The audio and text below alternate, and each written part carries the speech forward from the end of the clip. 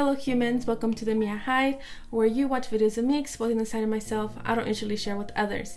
If you like my videos, hit that like and subscribe button, and if you want to be notified for more videos, hit that bell button. What's this you see? Well, it's my new setup. So I decided to take down my lights from the wall and that little cloth thing that I had over it. It was just too much, and honestly it was kind of annoying me, and I thought it was a little too plain. Now I have this little setup here, so I just decided to put my lights on here, and I got some extra things from Five and Below. I did not need it. I got it because I thought it was cute and because I think I might be a hoarder.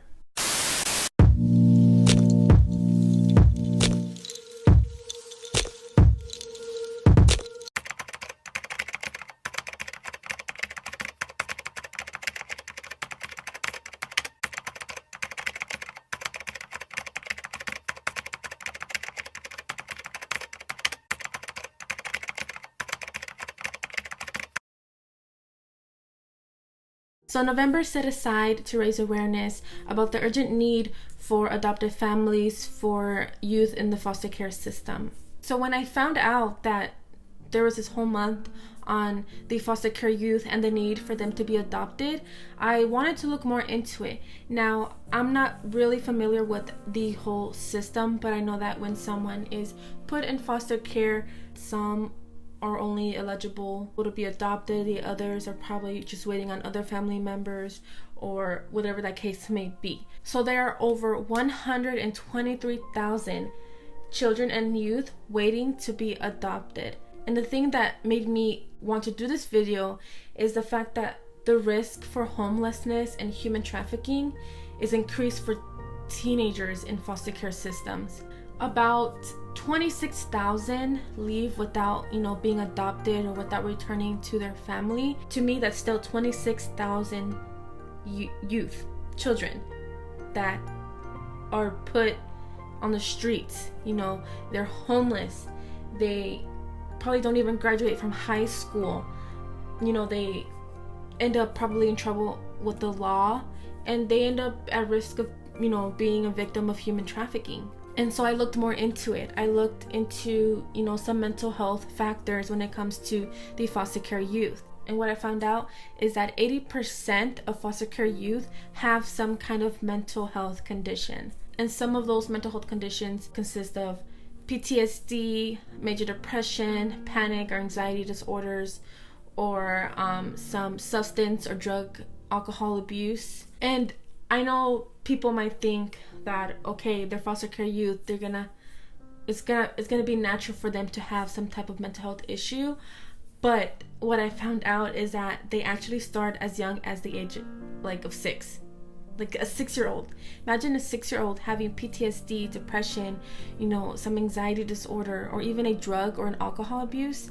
Just mind-blowing to me to find out that kids at the age of 6 already struggle with things like this. And it just makes me feel, sad, and I want to help them. Foster care adoption has the highest number of waiting children in the US.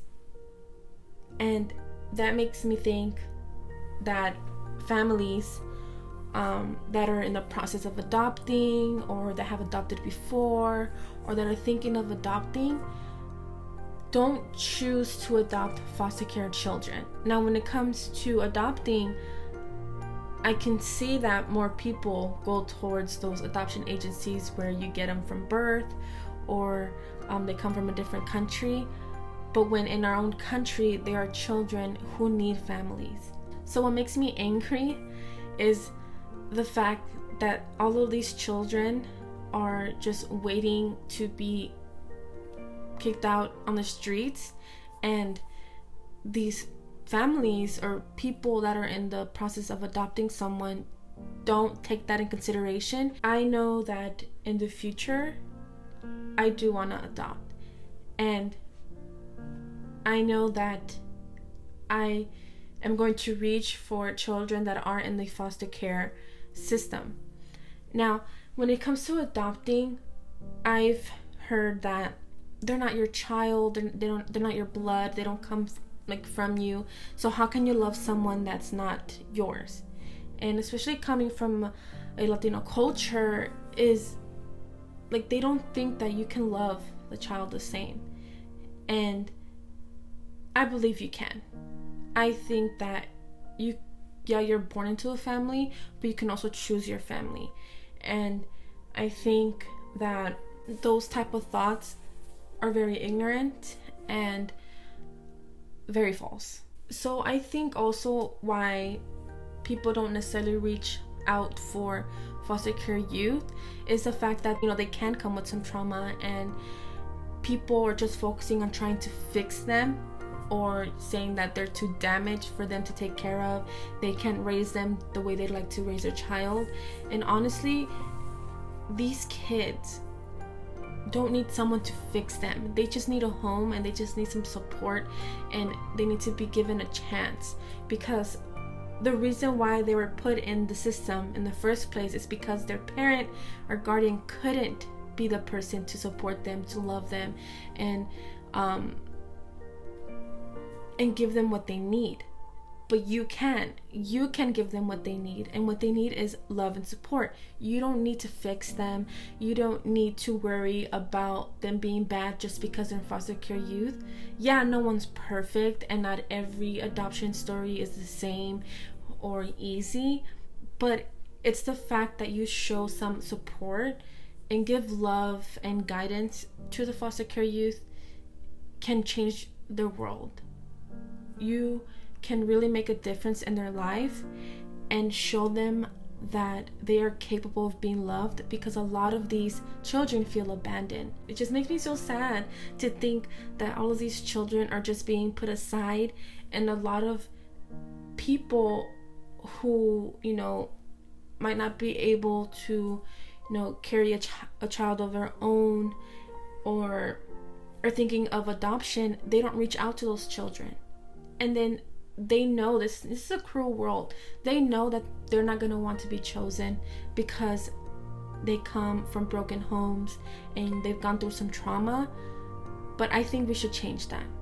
And that is what this month is about. And that is what, you know, this association, which I will link below, is all about, is to raise awareness and the fact that they exist, they're here, and they're waiting to be adopted, and they're waiting to have someone show them that they are capable of being loved.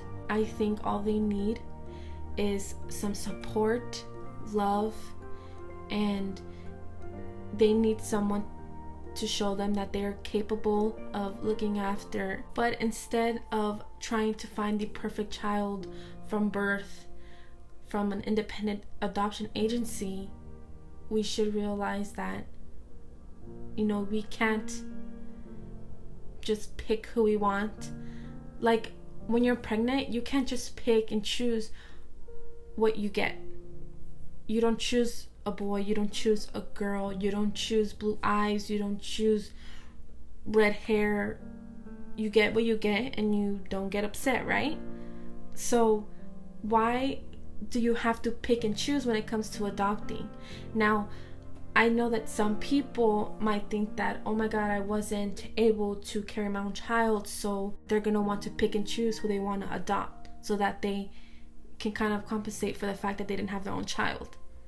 But it shouldn't be that way. And I really hope that you take this in consideration. If you know someone, or you yourself are thinking about adoption, you can really make a difference. I want other people to know that we're normal people going through an unusual set of circumstances, and we just need support, however you can offer it, and to be treated like a normal person. That's it. Thank you for watching this video. If you want to see more like this, hit the notification bell, and don't forget to like and subscribe. I'll see you next time.